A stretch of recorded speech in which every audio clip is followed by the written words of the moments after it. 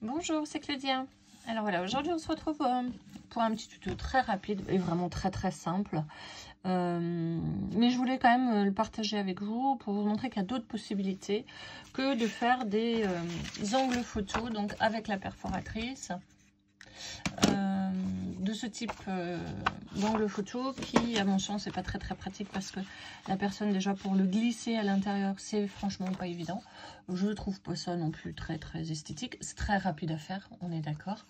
Mais voilà, c'est pareil, quand on veut le coller, c'est un peu compliqué. Il faut pas utiliser une colle trop liquide parce que sinon, bah, vous collez la petite languette là qui ne doit pas l'être. Si vous utilisez une colle épaisse, ben, il faut être très délicate pour pouvoir passer là sur les 3 mm qu'il y a dessus pour que ça puisse bien coller. Bref, je le fais aussi, hein, je m'en sers quand j'ai des albums qu'il faut que j'aille vite. Mais si j'ai un peu de temps, ben, je vais plutôt utiliser ce style de coins, qui sont des coins fermés, qui sont beaucoup plus faciles quand on veut y glisser une photo. C'est quand même beaucoup plus simple. Et puis, j'ai l'avantage sur ce type de coin. J'ai l'avantage sur ce type de coin aussi où je vais pouvoir éventuellement coller des petites décos, mettre des petites perles, etc. Ce que je ne peux pas faire forcément sur les autres coins de photo. Donc voilà, je privilégie plutôt les coins fermés quand j'ai le temps. Je fais plutôt ce type d'angle. Alors là, c'est des coins fermés et ils sont faits avec des ronds. Vous allez le voir dans la suite de la vidéo. Sinon, on a cette possibilité-là aussi qui est très jolie, qui est fait avec des dies. Voilà, ici avec des dies bordure. On peut aussi utiliser des ciseaux, hein, tout simplement, si vous avez des ciseaux à cranter. Ou aussi un autre modèle aussi que j'utilise pas mal, qui est en fait une perforatrice de bordure, et je fais donc des bordures sur un papier A4 et puis je les découpe ensuite pour pouvoir les coller. Voilà, bah, je vous retrouve tout de suite pour vous expliquer la toute petite astuce hyper rapide et très facile à mettre en œuvre. Alors on va commencer par cette technique là. Donc c'est des coins que j'aime bien parce qu'ils sont très faciles à poser, à réaliser, et puis surtout on peut très facilement glisser une photo dedans, beaucoup plus rapide qu'avec le système à perforatrice. Donc je vous montre ce système là. Une fois que la carte elle est collée, on est quand même obligé de coller le coin parce que sinon on fait des pliures. Et puis le souci qu'on peut avoir, c'est que quand on utilise une colle un peu épaisse, on va pas pouvoir en mettre partout, puisqu'il faut quand même réussir à en mettre aussi sur les 3 mm, là, les 2 mm de chaque côté. Et si on utilise une colle plutôt liquide, on risque de coller cette languette. Or, c'est dans cette languette qu'on doit pouvoir, vous voyez, glisser la photo. Donc, une fois que ma carte, mon support de carte est collé sur un album, on a régulièrement du mal finalement à glisser la photo dans la petite languette. Alors c'est vrai que je l'utilise quand même parce que ça me permet de gagner du temps. Mais si je ne suis pas spécialement pressée, je préfère par exemple utiliser cette technique là. Alors pour utiliser cette technique, rien de plus simple que soit une perforatrice ronde, soit un dies rond, soit vous utilisez un support qui est rond, donc un bouchon par exemple, ou alors hop, ce type de pot en verre pour pouvoir faire des... Il vous en faut deux, alors moi je vais faire la perforatrice, ça va être très rapide, dans un papier souple de préférence et non pas un papier épais. Hop, on fait deux. Ensuite il me faut le plier en deux et puis je vais le découper. Alors soit vous utilisez des ciseaux droits, soit vous utilisez des ciseaux crantés. Alors moi j'ai encore des ciseaux crantés. Hop, je vais les faire. Et puis hop, je vais vous montrer comment on les pose. Alors on travaille toujours sur l'envers de la carte et les petites dentelures, d'accord, vers le bas. Ne posez pas votre feuille sur un support parce que ça va glisser, donc il vaut mieux le travailler avec le papier en l'air finalement.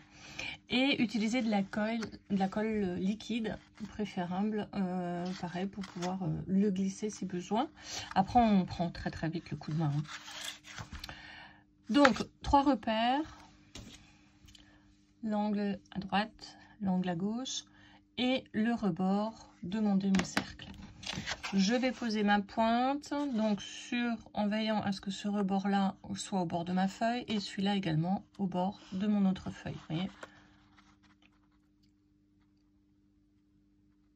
Voilà. Donc ici, j'ai bien un bord. J'espère que vous voyez bien. Voilà, le bord ici. J'ai un bord ici et la pointe qui va juste sur l'angle. Et puis j'utilise donc une colle liquide au pinceau. Donc vous voyez, je le garde en main, je le pose surtout pas. Et je vais simplement plier.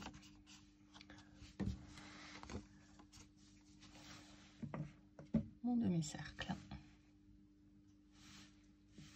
Voilà, elle est très liquide.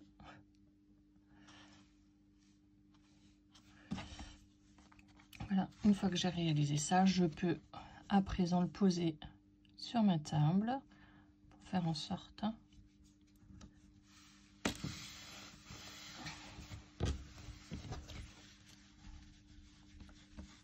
voilà. Qu'on est posé. Et voilà ce que ça donne. Et là, on a vraiment pas de souci pour glisser la photo à l'intérieur. Allez, je vous retrouve pour un autre modèle. Voilà pour ce deuxième modèle qui est celui-là. Pareil. Hein. Alors c'est sur le même modèle qu'on a vu à l'instant, sauf que là je prends un dies cadre. Donc là j'en ai un. L'idéal c'est quand même d'avoir des angles sur vos cadres photos. Et puis ça me permet, alors c'est ou un cadre photo, ou alors vous avez aussi les bordures. Hein, mais je ferai une petite vidéo sur les bordures, puisque là du coup on n'a pas forcément un angle.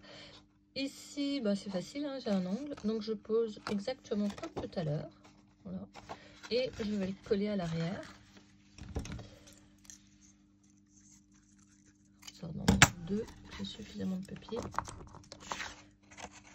Voilà.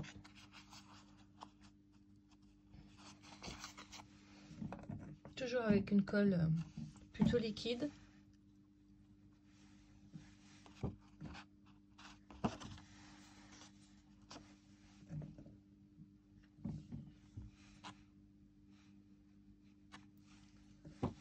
Voilà. Vous voyez.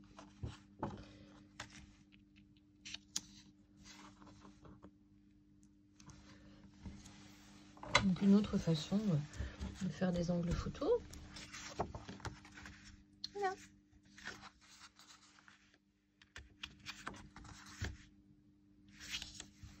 Alors, je vous montre tout de suite la troisième façon. Je vais garder... voilà. Donc, c'est avec des dies bordures. Les dies bordures, c'est ça. Hop, je vais vous montrer. Hein, c'est ce genre de dies. Ou alors ceux-là aussi. Alors là, j'en ai en plein ou en motif. Et ça vous donne ceci. Alors, ça, c'est l'exemple en motif. Donc, toujours sur le même principe, je garde l'arrondi et puis je le colle sur l'arrière. Pareil, ça me permet de glisser la photo. Alors là, on n'est pas obligé de faire les quêtes, sinon ça prend trop d'espace en fait sur la photo.